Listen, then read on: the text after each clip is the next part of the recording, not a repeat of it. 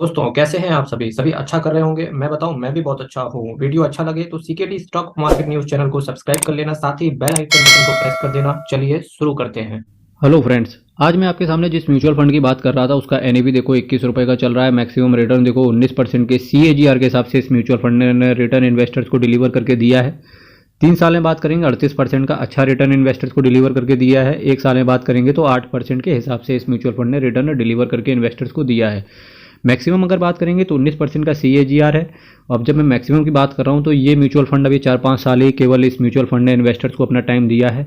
साथ ही साथ अगर इसके फंड मैनेजर की बात करेंगे रोशन चटकी एंड इसके साथ साथ शंकरन नारायण, ये इसके फंड मैनेजर्स हैं। फंड मैनेजर की बात करेंगे तो ठीक है, फंड मैनेजर इनका एक्सपीरियंस और क्वालिफिकेशन भी बढ़िया है। और चूंकि जिस म्यूचुअल फंड की मैं बात कर रहा था इससे पहले आपको पता होना चाहिए कि म्यूचुअल फंड में रिस्क होता है क्योंकि आपका पैसा स्टॉक मार्केट में जाता है और स्टॉक मार्केट हर रोज वॉलेटाइल रहता है। इस वजह से आपको रिस्क रहता है। रिस्क को आपको सबसे पहले प्रायोरिटी रिस्क को देनी चाहिए, क्योंकि क्या होता है जब आप कहीं एंट्री करते हो और अगर उसका रिस्क पता होता है ना तो आप सोच समझ के एंट्री करते हो। ठीक है, आज मैं जिस म्यूचुअल फंड की बात कर रहा था उसका नाम है ICICI prudential India opportunities fund direct plan growth. 7,776 crore लोगों का पैसा, 7,776 करोड़ रुपए लोगों का पैसा, काफ़ी सारे लोगों ने इस फंड्स के अंदर अपनी एसआईपी कर रखी होगी। ठीक है, या लमसम कर रखा होगा। एक्सपेंस रेशियो की बात करेंगे 0.72% का है। कैश होल्ड की बात करेंगे 6.42% का है। ठीक है, अब देखो यहाँ से मैं कुछ चीज़ें क्लियर करना चाहूँगा कि देखो थीम बेस्ड इन्वेस्टमेंट है ये। इंडिया अपॉर्चुनिटी फंड लिखा है ना, ये थीम बेस्ड होता है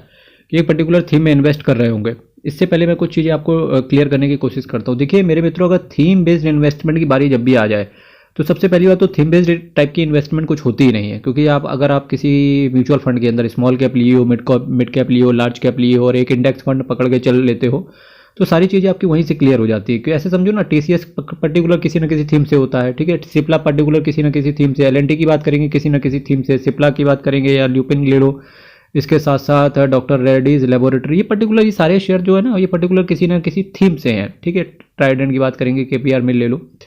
तो थीम बेस्ड नाम की कोई चीज़ होती नहीं है। अब क्या होता है, म्यूचुअल फंड क्या होता है, तरह तरह की स्कीम लेके आता है वो इन्वेस्टर्स के लिए। अब अच्छी बात है कि अगर थीम आपको पसंद आती है तो नो डाउट कि आप इन्वेस्टर, आपको दो चीज़ देखनी पड़ेगी। आप थीम को पसंद करने के लिए इन्वेस्ट करना चाहते हो या आपका रिटर्न स्टॉक मार्केट के अंदर म्यूचुअल फंड के अंदर बने, आप इस तरीके से इन्वेस्ट करना चाहते हो। बहुत सोच समझ के इन्वेस्ट किया करो, क्योंकि थीम बेस्ड का इन्वेस्टमेंट जनरली आपको अवॉइड करना चाहिए। सबसे पहली प्रायोरिटी आपकी होनी चाहिए कि स्मॉल कैप पकड़ लो, मिड कैप ले लो, उसके साथ साथ एक इंडेक्स फंड पकड़ लो। सारी बातें वहीं से खत्म हो जाती है। इसके बाद जब बहुत ज़्यादा आपको पसंद आता है कि चलो यार एक पर्टिकुलर किसी थीम के ऊपर भी दाव खेलते हैं, तो वो दाव हो सकता है आपका आईटी ले लो या फार्मा पकड़ लो। कुछ बुरा हुआ तो फार्मा पकड़ लेना, कुछ अच्छा होगा तो आईटी के अंदर अच्छा होगा।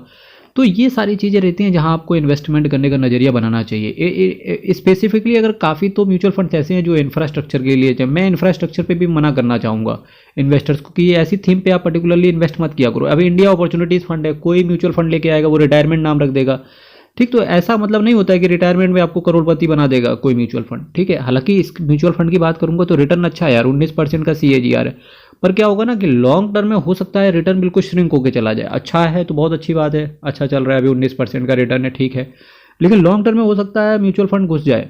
ठीक, तो इस चीज़ की वजह से आपको ना भटकना नहीं चाहिए। एक पर्टिकुलर अपना सबसे पहले एक गोल बनाओ कि हमें म्यूचुअल फंड के अंदर इन्वेस्ट क्यों करना है। उस गोल को अचीव करने के लिए कुछ सेलेक्टिव म्यूचुअल फंड्स को सेलेक्ट करो और बस उसी में पर्टिकुलर आपका दिमाग वहीं पे चलना चाहिए। ठीक है, और निफ्टी देखो 500 टोटल रिटर्न इंडेक्स को देखो, इंडेक्स इन्होंने कितना बड़ा चुना है, निफ्टी 500, मतलब 500 शेयर, कितना बड़ा दायरा रखा है।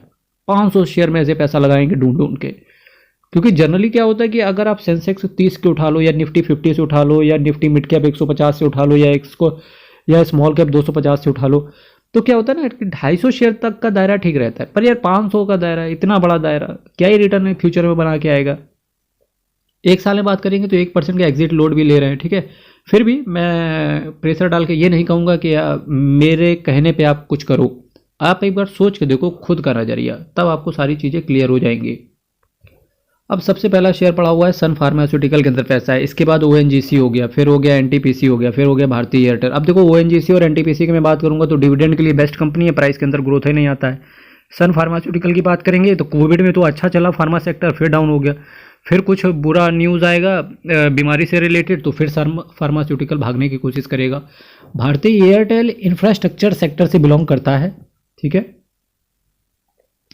अब भारतीय एयरटेल इंफ्रास्ट्रक्चर सेक्टर से बिलोंग करता है तो बहुत स्लो ये भी भागता है, ठीक है। आईसीआईसीआई बैंक भी काफ़ी स्लो है क्योंकि एक लार्ज कैप कंपनी, एसबीआई भी काफ़ी स्लो है, स्टेट बैंक ऑफ इंडिया भी काफ़ी, state bank of India life insurance corporation, SBI life, अच्छा एसबीआई लाइफ है ऊपर 4.83। देखिए एसबीआई लाइफ भी काफ़ी स्लो है, स्टेट बैंक ऑफ इंडिया भी काफ़ी स्लो है, आईसीआईसीआई लोम्बार्ड भी काफ़ी स्लो है, TI financial holdings, LIC, TVS motor, Muthoot finance, Gland Pharma, March, सबसे ज़्यादा फाइनेंस फार्मा सेक्टर उन्होंने रख रखा है इसके अंदर।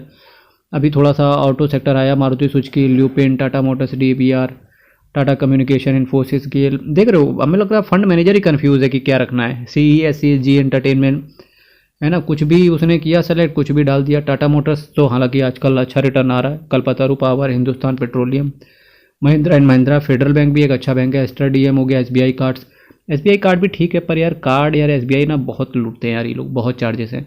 नाटको फार्मा, मैक्स फाइनेंशियल, हाँ जिसके पास एसबीआई कार्ड होगा वो यहाँ क्लेम नहीं करेगा कि एसबीआई कार्ड अच्छा है। Hero MotoCorp, great eastern, GE shipping के नाम से आप इसे जानते हो, Gujarat state Petronet, UPL limited, Karur Vysya bank, इसके साथ साथ जीआर इंफ्रा प्रोजेक्ट आईपीओ के बाद से घुस गया ये, हालांकि आईपीओ में तो पैसा डबल किया था। Cent limited, Arvind, Bajaj, Aurobindo pharma, Gillette India, हिमासिंगा सीट, ये हिमासिंगा ये टेक्सटाइल सेक्टर से बिलोंग करता है। टीम लीज हो गया, ये कुछ शेयर्स हैं, लेकिन अगर मैं फिलहाल मैं ऑल्टरनेट प्रोवाइड करने की कोशिश नहीं करूंगा क्योंकि थीम बेस्ड टाइप के इन्वेस्टमेंट में इन्वेस्टर्स को अवॉइड करना चाहिए। आईसीआईसीआई प्रूडेंशियल म्यूचुअल फंड की मैं बात कर रहा था, 4,95,350 करोड़ का इसका असेट साइज है, साथ ही साथ 239 स्कीम को ये मैनेज करते हैं। देखो कितनी सारी स्कीम है इनकी। मेरा मानना है यार, सबसे पहले तो छोटी सी कम थोड़ी सी स्कीम रखो लेकिन उस पर रिटर्न अच्छा दो, जिस तरीके का काम क्वांट म्यूचुअल फंड कर रहा है। चलो मेरे मित्रों, यहाँ से मैं वीडियो को विराम दूंगा। इन्वेस्टमेंट को सोच समझ के करें, चैनल को सब्सक्राइब करें, वीडियो को शेयर करें। कल फिर मिलेंगे, बहुत बहुत धन्यवाद।